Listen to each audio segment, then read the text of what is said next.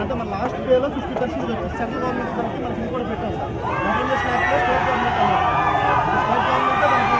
Government అంతా 20% కూడా investment చేస్తున్నారు share market. Share market invest చేసి 600 కోట్లు దాని ప్రజలకు అంటే ఇలా ఈ విధంగా మాకేంటంటే ఒక స్టాండర్డ్ లేదు సార్. మేము ఉద్యోగస్తులు వచ్చేసి లేదు. ఫ్యూచర్లో మేము చనిపోతే మా కుటుంబం ఏమవుతుందో తెలియని పరిస్థితి. 500 రూపీస్తో ఒక family copy sir. SBI life insurance copy sir. వాళ్ళకి మంత్లీ 560 ఇస్తారు సార్. ఈ 560 కూడా గ్యారెంటీ. కొంతమంది విద్యార్థులు ఈ స్టేట్ గవర్నమెంట్ దీంట్లో చేరొచ్చు చేరకపోవచ్చు, వీళ్ళందరూ కన్సల్ట్ రాష్ట్ర ప్రభుత్వానికి అసలు భారం